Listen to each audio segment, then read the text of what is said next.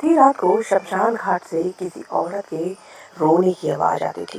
लोग कहते थे कि जिसने भी उस लाल चुनरी वाली आत्मा को देखा वो कभी जिंदा नहीं लौट के वापस आया।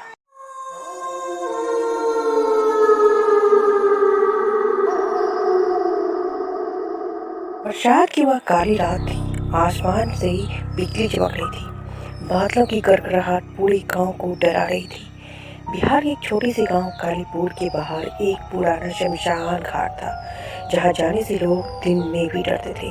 गांव वालों का कहना था वहां आधी रात को एक औरत लाल चुनरी पहनकर घूमती है। जिसने भी उसे देखा वो या तो पागल हो जाता था या फिर कुछ दिनों बाद मर जाता था। गांव में रहने वाली 20 साल की लड़की राधा इन सब बातों पर विश्वास नहीं करती थी। राधा पढ़ी लिखी और बहादुर लड़की थी। उसके पिता गांव के स्कूल के मास्टर थे। बचपन में उसने भूत प्रेत की बहुत कहानियां सुनी थी, लेकिन कभी भरोसा नहीं किया। एक दिन गांव में खबर फैल गई कि शमशान घाट के पास रहने वाला बूढ़ा हरिनाथ अचानक से गायब हो गया। उसकी झोपड़ी के बाहर सिर्फ एक लाल चुनरी मिली थी, जिस पर खून के निशान थे। गांव वाले डर गए। शाम होते ही सब अपने घर में बंद हो जाते थे, लेकिन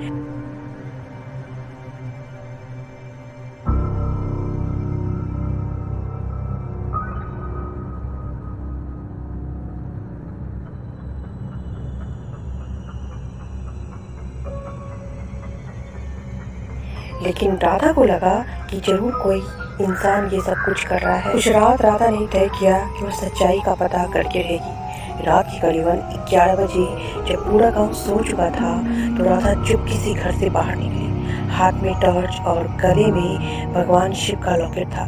बारिश रुक चुकी थी, लेकिन हवा बहुत ठंडी थी। जैसे जैसे वह शमशान घाट की तरफ बढ़ रही थी, उसे अजीब सी आवाजें सुनाई देने लगी। कहीं दूर से किसी औरत के रोने की आवाज आ रही थी। राधा ने टॉर्च की रोशनी आगे की। शमशान घाट की चारों तरफ जल रही थी लकड़ियां, अधजली चिताएं और पुराने पेड़ थे। अचानक उसकी नजर एक पेड़ पर पड़ी। वह लाल चुनरी हवा में लटक रही थी। राधा धीरे धीरे आगे बढ़ी। तभी पीछे से किसी ने फुसफुसाकर कहा, भाग जा यहाँ से। राधा ने तुरंत पीछे मुड़कर देखा, लेकिन वहाँ कोई भी नहीं था। उसका दिल तेजी से धड़कने लगा, फिर भी उसने हिम्मत नहीं छोड़ा। वह आगे बढ़ी और एक टूटी हुई चिता के पास पहुंची। उसकी टॉर्च अचानक बंद हो गई। चारों तरफ घना अंधेरा छा गया। राधा घबरा गई। उसने टॉर्च को थपथपाया, लेकिन वह नहीं जली। तभी अचानक उसके सामने एक औरत दिखाई दी। लंबे काले बाल, सफेद चेहरा और लाल चुनरी। उसकी आंखें पूरी तरह काली थी। राधा का गला सूख गया और वह धीरे धीरे उसकी तरफ बढ़ने लगी। तुम क्यों आई है यहाँ? उसकी आवाज किसी गुफा से आती हुई लग रही थी। राधा कांपते हुए बोली, तुम कौन हो? औरत अचानक जोर से हंसने लगी। उसकी हंसी इतनी डरावनी थी कि आसपास बैठे कौवे उड़ गए। मैं वो हूँ जिसे इस गांव में जिंदा जलाया था। इतना सुनते ही अचानक तेज हवा चलने लगी। पेड़ जोर जोर से हिलने लगी।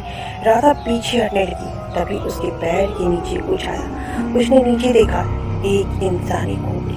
राधा डर कर चीख पड़ी। अचानक वो औरत कहीं गायब हो गई। चारों तरफ फिर से सन्नाटा छा गया। राधा तेजी से भागने लगी, लेकिन तभी उसे एक पुरानी झोपड़ी दिखाई दी। झोपड़ी के अंदर से हल्की रोशनी चल रही थी। डर के बावजूद वह अंदर चली गई। अंदर दीवारों पर अजीब मंत्र लिखे थे।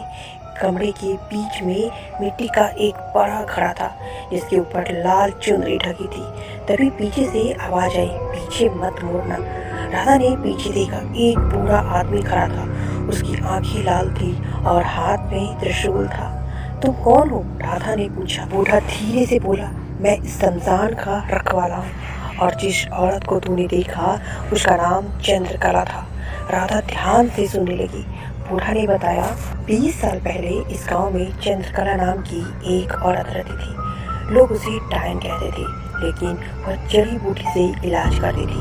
गांव में जब भी कोई बीमार होता वह ठीक हो जाता, लेकिन एक रात गांव के मुखिया का बेटा मर गया। लोगों ने चंद्रकला पर आरोप लगाया कि उसने काला जादू करा है। गुस्से में गांव वालों ने उसे इसी शमशान घाट में जिंदा जला दिया। राधा की आंखें फैल गई। मरने से पहले चंद्रकला ने श्राप दिया था जिसने मुझे जलाया उसकी आने वाली पीढ़ियां भी चैन से नहीं जाएगी। तभी अचानक झोपड़ी के बाहर किसी के चलने की आवाज़ आई। पूरा डर गया, वो आ गई है। कमरे की हवा अचानक बर्फ जैसी ठंडी हो गई। दरवाजा अपने आप खुल गया। वही लाल चुनरी वाली औरत अंदर खड़ी थी। इस बार उसका चेहरा आधा जला हुआ था, आंखों से खून बह रहे थे। राधा डर के मारे कांपने लगी। चंद्रकला धीरे से बोली, मुझे इंसाफ चाहिए। अचानक बूढ़ा आदमी जमीन पर गिर पड़ा। उसके मुंह से खून निकलने लगा। राधा चीख उठी। चंद्रकला ने अपना हाथ राधा की तरफ बढ़ाया। तुम मेरी मदद करोगी? राधा को समझ नहीं आ रहा था कि वो क्या, लेकिन तभी उसके गले का शिव लॉकेट चमकने लगा। चंद्रकला अचानक पीछे हट गई और जोर से चीखने लगी। पूरा शमशान उसकी चीखों से गूंज उठा। फिर अचानक वह गायब हो गई। पूरा कांपती हुई आवाज में बोला, अगर उसे मुक्ति नहीं मिली तो पूरा गांव खत्म हो जाएगा। लेकिन मैं क्या कर सकती हूँ? राधा ने पूछा। बूढ़ी ने उस घड़े की तरफ इशारा किया। उसकी अस्थियाँ इसी घड़े में है, इसे गंगा में बहाना होगा, तभी उसकी आत्मा को शांति मिलेगी। राधा ने घड़ा उठाया। अचानक झोपड़ी की दीवारों से खून बहने लगे। चारों तरफ औरतों के चीख सुनाई देने लगी। राधा डर के मारे भागी, लेकिन शमशान घाट अब पहले जैसा नहीं रहा। हर तरफ धुंध फैल चुकी थी। उसे ऐसा लग रहा था जैसे सैकड़ों लोग उसके पीछे चल रहे हो। वह तेजी से भागती रही। तभी सामने उसे गांव के कुछ लोग दिखाई दिए, लेकिन उसकी आंखें सफ़ेद थी और चेहरे जले हुए। वो इंसान नहीं थे, वे चंद्रकला की श्रापित आत्माएं थी। सब एक साथ बोले, अस्थियां वापस रख दो। राधा रोने लगी, लेकिन उसने हिम्मत नहीं हारी। वह बस भागती रही। अचानक एक आत्मा ने उसका पैर पकड़ लिया। राधा जमीन पर गिर गई। घड़ा उसके हाथ से ही छूट गया। घड़ा टूट गया। अंदर से राख हवा में उड़ने लगी। चारों तरफ अचानक आग जल उठी। शमशान घाट फिर से उसी रात जैसा दिखने लगा जब चंद्रकला को जिंदा जलाया गया था। राधा ने देखा, गांव वाले चंद्रकला को आग में फेंक रहे थे। चंद्रकला चीख रही थी, मैं निर्दोष हूँ, लेकिन कोई उसकी बात नहीं सुन रहा था। राधा की आंखों से आंसू आ गए। तभी चंद्रकला की आत्माएं उसके सामने प्रकट हुई। इस बार उसकी आंखों में गुस्सा नहीं, दर्द था। क्या अब वो लोग मुझे डायन समझेंगे? राधा धीरे से बोली, नहीं, मैं सबको सच बताऊंगी। चंद्रकला कुछ पल तक उसे देखती रही। फिर उसके चेहरे पर हल्की मुस्कान आई। अचानक चारों तरफ की आग बुझ गई। हवा शांत हो गई। चंद्रकला की आत्माएं धीरे धीरे राख में बदलने लगी। गायब होने से पहले उसने कहा था, सच्चाई छुपती नहीं है। और फिर सब कुछ शांत हो गया। सुबह जब राधा गांव पहुंची तो गांव वाले हैरान थे। उसने सबको पूरी सच्चाई बताई। पहले किसी ने विश्वास नहीं किया, लेकिन जब लोग शमशान घाट पहुंचे तो वहां वही टूटी हुई झोपड़ी और घड़े की राख मिली। उस दिन के बाद गांव में कभी लाल चुनरी वाली औरत नहीं दिखी। लेकिन कुछ महीनों बाद गांव के नए मुखिया ने शमशान को तुड़वाने का फैसला किया। मजदूर जैसे ही जमीन खोदने लगे, उन्हें नीचे से सैकड़ों इंसानी हड्डियां मिली और उन्हीं हड्डियों के बीच एक बिल्कुल नई लाल चुनरी पड़ी थी, जिस पर ताजा खून लगा हुआ था। उस रात पूरे गांव में फिर वही औरत रोने की आवाज़ गूंजी और अगले ही दिन नया मुखिया गायब था। हियर आपको ये कहानी कैसी लगी प्लीज़ हमें कमेंट में बताएं और हमारे वीडियो को लाइक, शेयर और सब्सक्राइब करना ना भूलें।